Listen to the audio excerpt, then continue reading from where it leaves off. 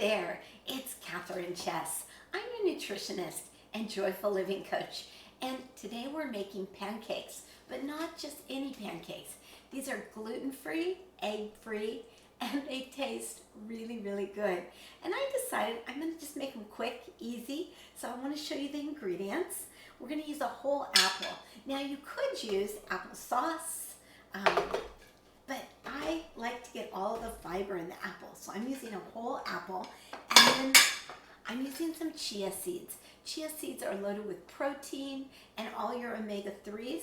Now what I found is when I use chia seeds in this recipe, they're not quite as fluffy, but I sacrifice that because I love chia seeds. And then we're going to use some baking powder and some baking soda, just a little bit of each.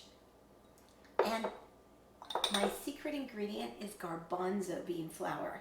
It just gives it this really nice taste. It's got a really good thickness and it's kind of fun. I also am using arrowroot just for a little bit of thickener, about a half cup, and some sea salt. And I like things sweet, especially my pancakes, okay? So I'm going to use a couple pitted dates, and the thing that really gives it the texture that it needs is xanthan gum. So I'm going to throw some of that in, and of course I want my pancakes to be creamy. So this is coconut cream, yum. And we're going to use some coconut oil. Whoops, I lost a little bit, but that doesn't matter. It's the creaminess that I'm looking for. So I'm getting the cream in here. And then I'm using some coconut oil, just about 2 tablespoons to give it some depth and to make them a little crunchy. I'll throw in some vanilla, about a teaspoon of vanilla, and some pink Himalayan sea salt. You always want to make sure you're using sea salt and not just any old salt. And then, check this out. Now, this is such a great ingredient. And it's a flour that I just discovered about a year ago. It's cassava flour. It's gluten-free. It's got a lot of substance. It helps make things fluffy. So I'm going to throw that in. But of course, you could substitute with a buckwheat flour, or if you can do nuts, an almond flour, maybe an oat flour. But today I'm using these flours, so I invite you to just play with it and have some fun with it. And I'm going to mix all this in my NutriBullet, so it just makes it go so much faster, so much easier. And I stick my NutriBullet on.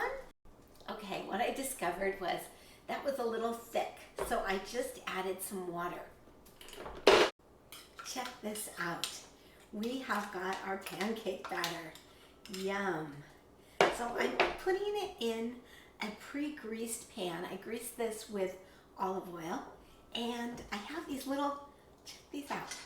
They're just little handy dandy pancake holders. So it makes it so much easier to keep the batter in and keep the little pancake in the perfect shape. I love these things. They're really fun. So I'm going to pour out our pancakes, and then we're just going to let them cook for a few minutes, for maybe about 3 or 4 minutes on each side until we get bubbles on top. And then once that's done, we'll flip them over and we'll put some blueberries on top and some maple syrup if you can handle it. If you have candida, I recommend no maple syrup.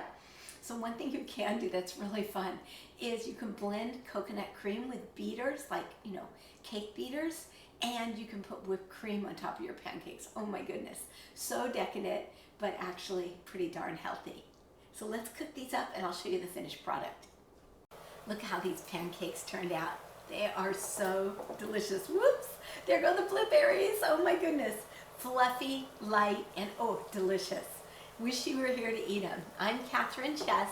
I'm your nutritionist and joyful living coach. I help you to rebalance your hormones, renew your energy, and love your life. Check me out on my website at catherinechess.com. See you there. Bye-bye.